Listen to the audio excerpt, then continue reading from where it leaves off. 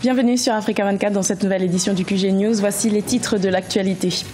La Libye est dans le viseur de la Cour pénale internationale. L'institution envisage d'ouvrir une enquête sur les crimes commis à l'encontre des migrants dans le pays. Nouveau report du procès de l'ancien président Blaise Compaoré et des ministres de son dernier gouvernement au Burkina Faso. Les avocats de la défense récusent la haute cour de justice burkinabé.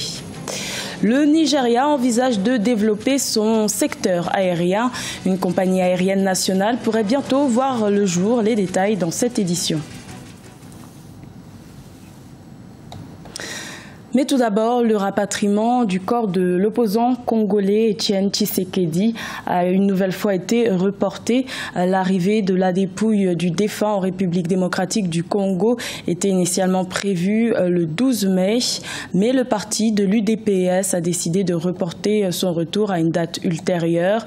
Une divergence entre les autorités congolaises et le parti d'opposition UDPS sur le lieu d'inhumation serait en cause.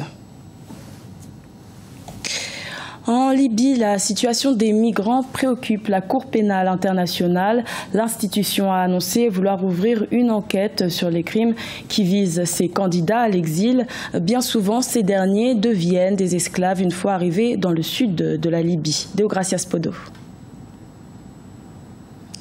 La Cour pénale internationale affiche sa consternation suite aux informations selon lesquelles la Libye serait devenue un marché pour le trafic d'êtres humains. Lundi 8 mai 2017, devant le Conseil de sécurité des Nations Unies, la procureure générale Fatou Bensouda a pointé du doigt les passeurs. La CPI annonce l'ouverture prochaine d'une enquête, une démarche qui s'inscrit dans le cadre de la lutte contre l'impunité et le respect des droits humains.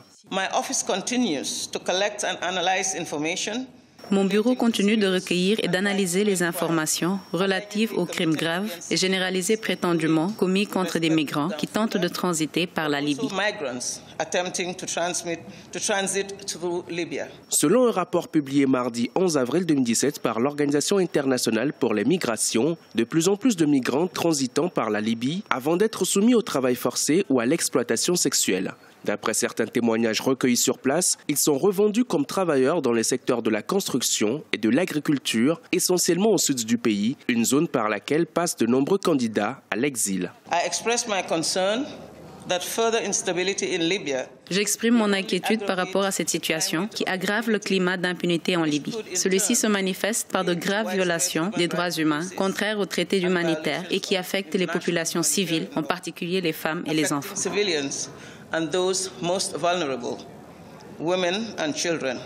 La Libye est la principale porte d'entrée vers l'Europe pour les migrants. Ils sont pour la plupart originaires du Nigeria, du Sénégal et de la Gambie, selon l'Organisation internationale pour les migrations. Depuis 2014, au moins 150 000 d'entre eux sont parvenus à traverser la Méditerranée. La 4e session ordinaire du Parlement panafricain de la 3e législature se tient depuis le 8 mai en Afrique du Sud. L'une des missions de cet organe législatif de l'Union africaine est notamment de mener des actions pour la résolution des conflits en Afrique. Reportage de notre envoyé spécial à Johannesburg, Djibril Fofana, commenté par Idlet Mirabel Bissou. Le Parlement panafricain s'implique dans la résolution des conflits en Afrique. Dans ses attributions, cet organe législatif accompagne l'instance panafricaine dans ses missions de maintien de la paix à travers les actions de sa commission permanente sur la coopération, les relations internationales et la résolution des conflits. Dans de nombreux foyers de crise, cette commission joue un rôle de premier plan dans l'apaisement des tensions et a permis de ramener des belligérants à la table des discussions, notamment dans le cadre de la crise politique au Burundi en 2015. As a committee, we are entrusted with the responsibility to ensure that wherever there is conflict. En tant que commission chargée de la résolution des conflits, partout où il y a un conflit ou une situation conflictuelle sur le continent, nous prenons les dispositions pour nous y rendre, pour recueillir les informations sur les prétentions des différents protagonistes. Nous engageons les discussions et rendons compte à la plénière du Parlement panafricain. Les résolutions qui en sont issues sont soumises à l'Union africaine qui prendra des décisions. Then the resolutions that are taken there would be taken to the African Union. So that actions are taken. La conflictualité est un obstacle au développement du continent africain. Un des principaux foyers de tension qui polarise l'attention des parlementaires est le Soudan du Sud. En proie à une résurgence de violence depuis quelques années, la situation sécuritaire et humanitaire y est alarmante. En août 2016, sur la demande de l'Union africaine, le Conseil de sécurité des Nations Unies a autorisé le déploiement d'une force régionale de protection de 4000 hommes.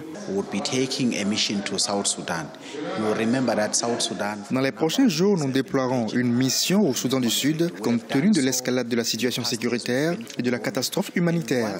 À l'instar du succès de la mission que nous avons menée au Burundi il y a quelques années, nous allons y rencontrer tous les belligérants et les inviter à suspendre les affrontements en privilégiant la négociation.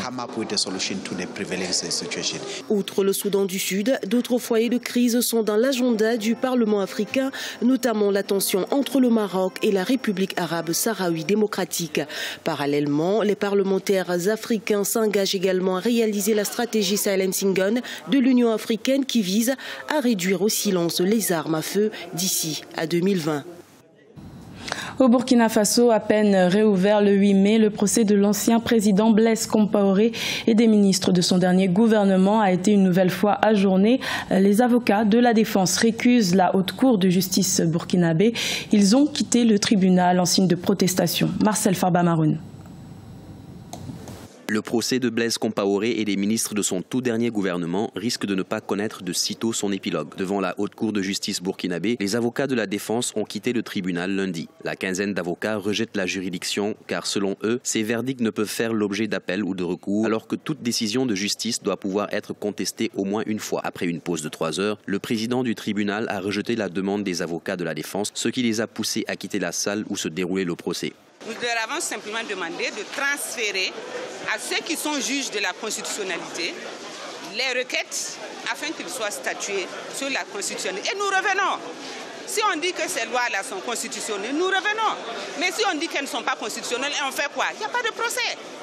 Mais nous, avocats assermentés, qui avons juré de faire tout pour que le droit soit dit en toutes circonstances et en tout lieu.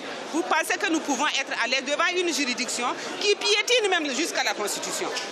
Jusqu'à la Constitution. Nous ne pouvons pas.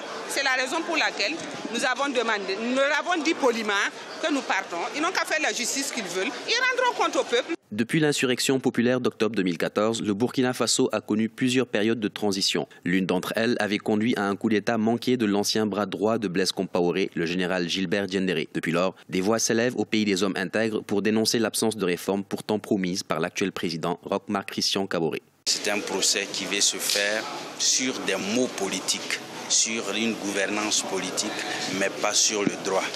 Créée en 1995 sous le régime de Blaise Compaoré, la Haute Cour de justice burkinabé se réunit pour la première fois. Réactivée en 2015 avec le renouvellement de 9 de ses membres, elle est la seule juridiction habilitée à juger le chef de l'État et des ministres pour des faits commis dans l'exercice de leurs fonctions.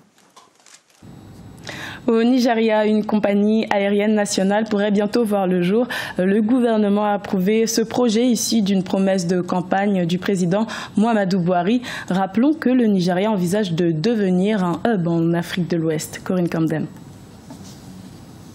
C'était une promesse du président Muhammadu Buhari lors de sa campagne électorale. La compagnie aérienne nigériane devrait bientôt voir le jour. Le ministre nigérien de l'Aviation, Hadi Sirika, a annoncé le 3 mai qu'un projet de création d'une compagnie aérienne nationale avait été approuvé par le gouvernement.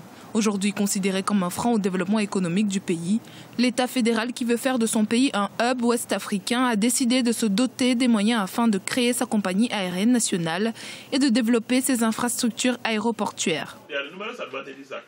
Posséder une compagnie aérienne nationale s'accompagne avec des avantages que nul ne peut ignorer. Premièrement, c'est une chance pour nos citoyens qualifiés de trouver de l'emploi. C'est également le moyen de leur fournir la formation requise dans le domaine. Sur le plan économique, ça nous aidera à augmenter nos revenus, en plus de ceux provenant du secteur maritime. Ce sont là des exemples, en plus de la fierté nationale de posséder une compagnie aérienne nationale. Le Conseil des ministres du 3 mai 2017, dirigé par le vice-président Yemi Osinbajo, a fixé le budget de ce projet à 1,52 milliard de naira. Un groupe de 6 entreprises, dont l'allemand Lufthansa, accompagneront le gouvernement fédéral dans la création d'une compagnie aérienne nationale, d'un hangar de maintenance et la formation d'équipes qui géreront les différents aéroports du pays. Le gouvernement devrait vraiment se concentrer sur l'industrie aéronautique pour s'assurer que les lois soient celles en vigueur actuellement, ce qui nous permettra de hisser l'aviation nigériane sur la carte mondiale. Si ce projet voit le jour, il pourrait considérablement accroître l'économie nigériane et permettre au pays de récupérer sa place de première puissance économique africaine. Notons que l'État nigérian n'en est pas à sa première tentative. En août 2015, le président Muhammadu Buhari et son gouvernement avaient réuni un comité chargé de relancer la compagnie nationale Air Nigeria, créée en 2010 mais qui avait déclaré faillite en 2012 avec une dette de 35 milliards de naira. Malheureusement, 10 mois plus tard, le projet a été avorté pour cause de détournement de fonds. Dans le reste de l'actualité, les violences perpétrées dans le Kasaï en République démocratique du Congo font toujours plus de déplacés. Ils sont désormais plus de 20 000 Congolais à s'être réfugiés en Angola, dans la province de Lunda Nord, au nord du pays. Rappelons que cette province angolaise partage une frontière de 770 km avec la République démocratique du Congo.